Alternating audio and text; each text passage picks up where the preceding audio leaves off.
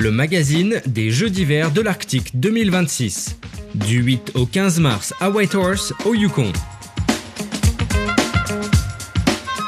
Une présentation de la Connexion Arctique, les médias francophones des territoires. L'aurore boréale au Yukon, l'Aquilon et Radio Taïga au territoire du Nord-Ouest, le Nunavut et Sefret FM au Nunavut. C'est la Connexion Arctique.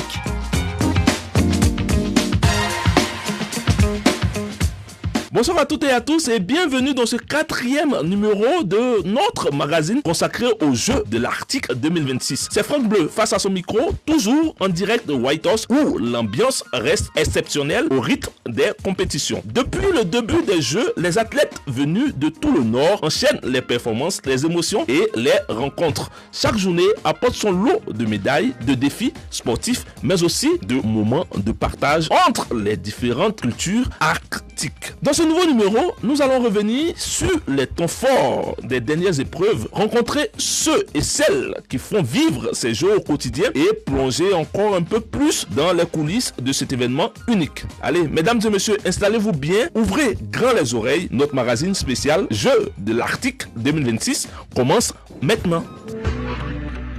Le magazine des Jeux d'hiver de l'Arctique 2026.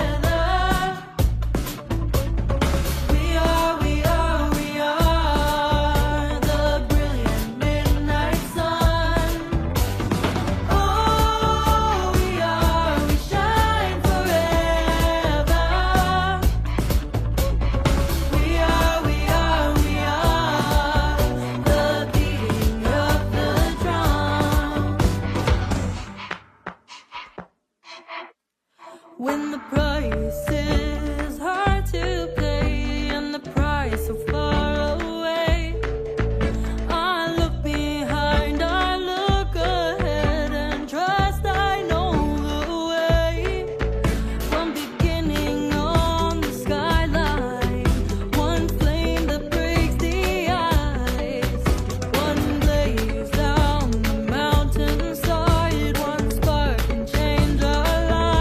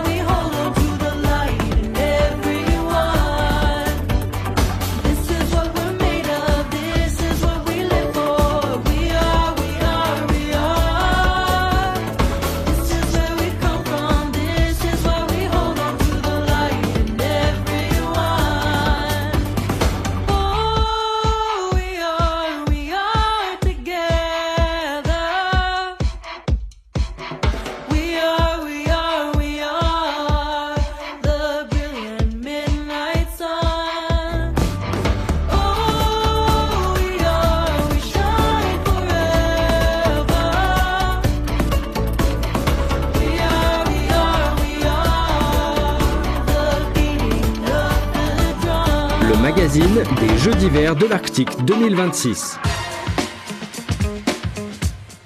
Comme vous le savez, nous sommes toujours à Whitehorse et nous participons aux Jeux de l'Arctique 2026 et c'est avec grand plaisir que nous recevons une de nos consoeurs. Ouais, elle a fait de la radio, elle est technicienne, mais aujourd'hui elle est bénévole pour les Jeux d'Arctique. Déjà, je vais la laisser se présenter et bonsoir. Bonsoir, je suis Danielle Bonneau.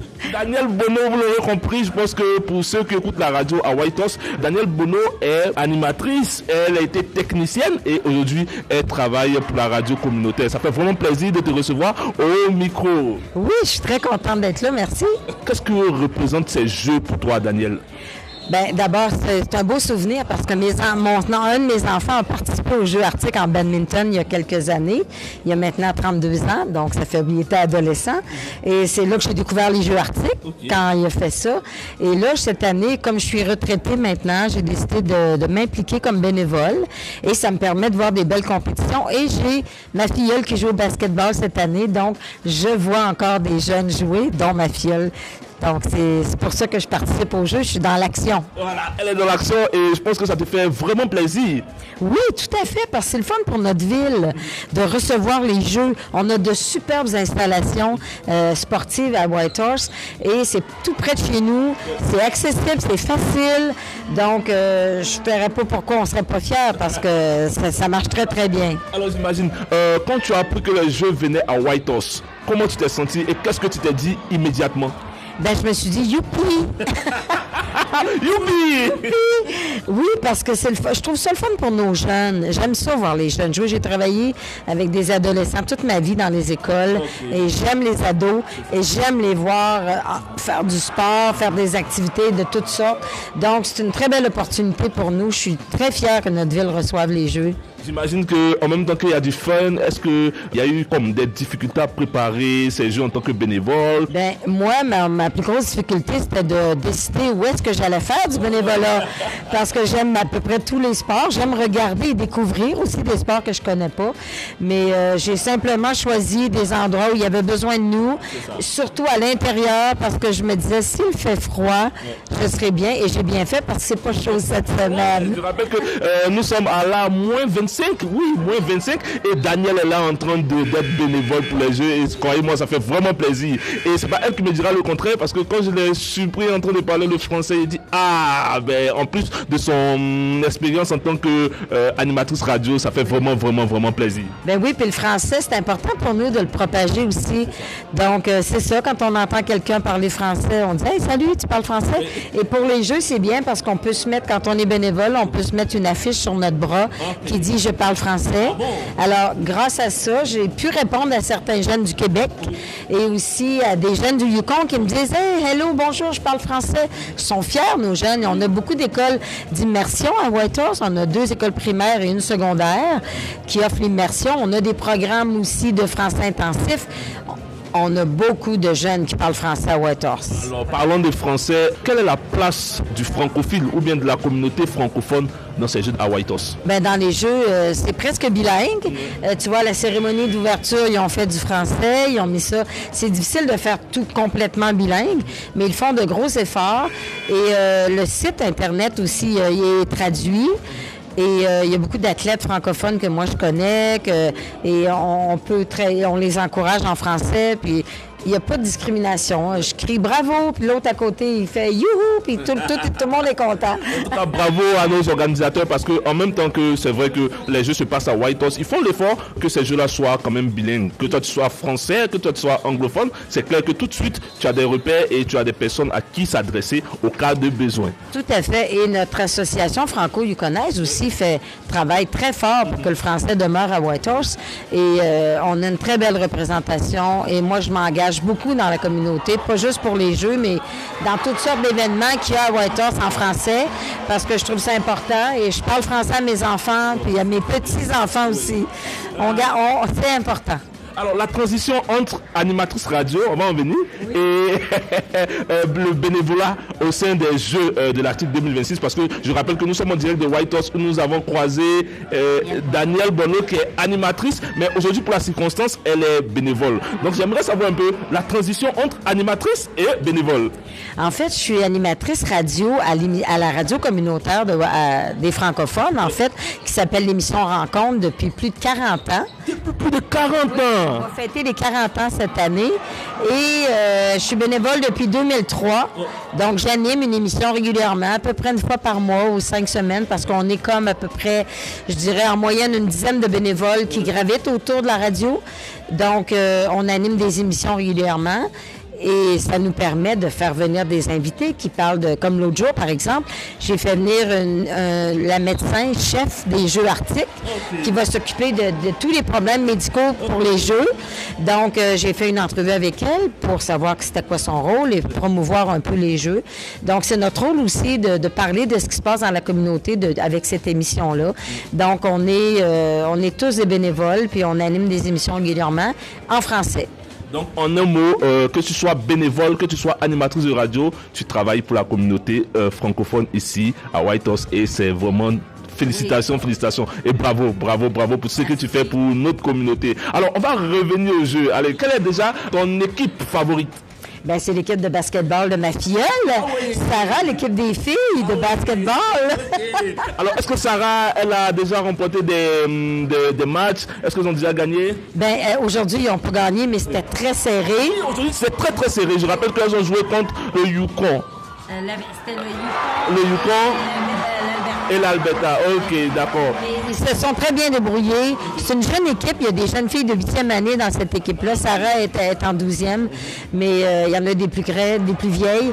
Mais ils ont déjà un très bon niveau. Alors, s'ils continuent à jouer, ça va être fort. Okay. D'accord. Alors, à part Sarah et puis l'équipe de basketball, quelle autre discipline tu aimes dans ces Jeux de l'Arctique? Bien, justement, les Jeux arctiques, les jeunes et les Jeux d'aînés. Donc, les Jeux arctiques, là, où les jeunes ils sautent avec les 2 pieds pour toucher une balle dans les airs, ou tous ces jeux-là, je trouve ça impressionnant parce que ça demande une autre force physique, ces jeux-là, que le basketball, par exemple, ou le volleyball. Tu cours, oui, mais ces jeux-là demandent un côté plus athlétique, je dirais. C'est vraiment impressionnant de les voir. J'aime beaucoup voir ces jeux-là aussi. Alors, mesdames et messieurs, je rappelle que vous suivez l'émission spéciale consacrée aux Jeux de l'Arctique ici à Whitehorse. Et croyez-moi, c'est avec beaucoup d'émotion que je suis en train de parler avec Danielle. Danielle qui a été animatrice et aujourd'hui elle est bénévole. Et croyez-moi, elle a 40 ans d'expérience en tant que bénévolat au sein de la radio. Et ce sont ces personnes-là qui valorisent notre langue dans notre communauté. Vraiment, Danielle, beaucoup de courage. Et merci pour ce que tu fais pour la communauté. Merci pour ce que tu fais pour la communauté francophone. C'est vraiment apprécié. Merci beaucoup, c'est gentil. Merci. Salutations à votre monde chez vous. Oui, merci. Allez, pour terminer avec toi, Daniel, j'aimerais savoir quel est le mot que tu désires adresser au fédéral ou au gouvernement afin que ces jeux-là continuent. Mais justement, de savoir couper au bon endroit, pas sur ça. Parce que les jeunes... On dit beaucoup, il y a les jeunes, ils prennent de la drogue ou peu importe sur les négatifs. Non, j'ai travaillé avec des ados toute ma vie. Ils sont beaux, les jeunes. Ils ont quelque chose à dire. Ils sont intéressants. Ils font du sport. C'est notre futur. Donc, il faut prendre soin de la jeunesse. Et j'espère que le gouvernement va retenir ça. En un mot, cher gouvernement, vous qui écoutez cette radio, prenez soin de la jeunesse parce qu'ils ont beaucoup à dire et ils en veulent beaucoup et ils ont besoin de s'exprimer. Si c'est Daniel qui le dit qu'elle plus de 40 ans d'expérience, oui, en radio et 2 ans d'expérience en bénévolat, je pense que ce sont des paroles qu'il faut prendre très très au sérieux. Merci Daniel. Merci ça a été vraiment un plaisir de parler avec toi. C'était naturel, c'était fluide. Je ne sais pas si c'est parce que tu es animatrice radio, mais en tout cas c'était vraiment fluide. Merci beaucoup à vous. Et à très bientôt. Et puis bon, un dernier mot pour les jeux dans l'ensemble. Ben, je dirais fantastique. Ouais. Fantastique. Fantastique comme toi, Daniel. Merci et puis à très bientôt. Merci. Le magazine des Jeux d'hiver de l'Arctique 2026. Allez, mesdames et messieurs, nous continuons toujours notre démarche dans la couverture de ces Jeux à Whitehorse. Et là, nous sommes avec William Sportier, qui est le coach en... Je suis le coach mâle pour le short track patin vitesse. D'accord. Allez, Williams, comment ça va? On a eu une bonne journée, beaucoup de PB, des personal bests. Okay. On a eu une médaille d'argent. Puis demain, on a d'autres courses pour d'autres médailles. D'accord. Allez, comment ça se passe avec les athlètes? Je sais que tu es coach. Comment ça se passe avec les jeunes que tu encadres? Ils sont le fun. Pour de vrai, c'est un bon groupe. Ils font leurs affaires qu'on leur demande. Ils se préparent quand ils sont supposés se préparer. Ils sont beaux sur la glace. Il y en a des qui n'ont pas eu leur course qu'ils voulaient vraiment. Qui voulaient peut-être faire mieux, mais il n'y a personne qui est allé qui était triste dans un coin. Là. Ils ont tous pris ça fort. Là. Quelle est la différence quand on quitte au Nunavut et on atterrit directement à Whitehorse? Le temps, c'était un différent fuseau horaire. Des arbres. C'est sûr, il y avait des arbres ici, il y en avait pas back home. Il faisait un petit peu plus chaud. Mais pour de vrai, c'était similaire. Quand Williams arrive en tant que coach avec tous ces jeunes-là, qu'est-ce qu'ils ressentent? C'est cool. J'étais un jeune comme ça, il y a 2 ans durant les derniers games. Puis c'est juste cool de voir la prochaine génération prendre le relais, puis faire des PB, puis faire des médailles, puis avoir le fun comme ça. Déjà, félicitations pour votre parcours qui est vraiment extraordinaire. Et est-ce que vous avez déjà eu des médailles? J'ai une bronze, un silver, puis un gold pour le relais mâle. Ok, ça c'est cool ça. Ça sera quoi le prochain rendez-vous? Les prochains gros games pour mes athlètes et pour moi comme coach, ce serait les Canada Winter Games à Québec City l'année prochaine. Oui, ça c'est parfait, mais je veux dire au niveau des jeux ici à Whitehorse, ouais. OK. Ça serait demain, ils vont patiner, les plus jeunes vont patiner leurs 400 mètres, puis les plus vieux vont patiner leurs 500 mètres. D'accord. Un message à tous ceux qui t'écoutent depuis K8, depuis les 3 territoires, parce que je rappelle que c'est une émission de la connexion arctique et nous sommes les 3 territoires et cette émission sera diffusée sur tout le territoire. Un message pour tous ceux qui nous écoutent, les gens que tu as laissés comme au Nunavut, à Iqaluit, au Yukon. Quel est le message que tu aimerais les délivrer? On est là, on est tous ensemble, on va avoir du fun ensemble, puis que le meilleur gagne. Merci beaucoup Williams. D'ailleurs. Et puis bonne chance pour la suite. Merci. Le magazine des Jeux d'hiver de l'Arctique 2026.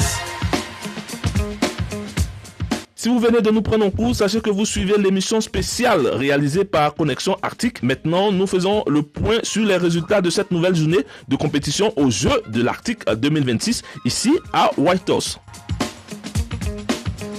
Plusieurs équipes se sont illustrées aujourd'hui dans différentes disciplines. En patinage de vitesse, les territoires du Nord-Ouest ont confirmé leur très bon début de jeu avec plusieurs médailles, dont des médailles d'or dans certaines épreuves de distance. En snowboard, les territoires du Nord-Ouest ont réussi de belles performances, tandis que l'équipe de l'Alaska continue d'occuper une place importante au classement général des médailles. Le Yukon, qui accueille ces jeux, reste également très compétitif avec plusieurs podiums dans différentes disciplines, notamment dans les sports d'hiver traditionnels et certaines épreuves de glace. Du côté des sports arctiques traditionnels, les équipes venues de différentes régions du Nord, comme le Nunavut et le Nunavik, se sont aussi illustrés avec plusieurs podiums dans les épreuves inspirées des traditions culturelles nordiques. Après plusieurs journées de compétition, la lutte reste serrée entre les grandes délégations, notamment l'Alaska, le Yukon et les territoires du Nord-Ouest, qui continuent de se disputer les premières places au classement des médailles.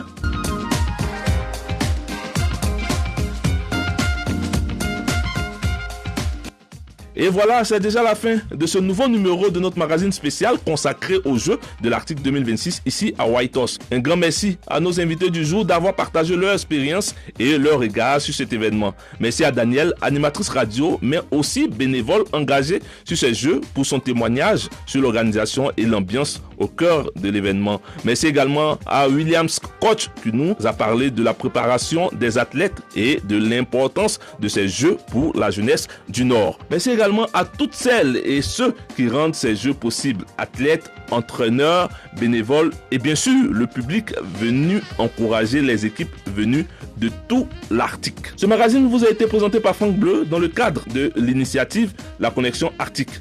Merci de nous avoir suivis et on se retrouve très bientôt pour un nouveau numéro en direct de Whitehorse pour continuer à vivre ensemble les Jeux de l'Arctique 2026. Très belle journée à toutes et à tous et à bientôt sur les ondes de la radio.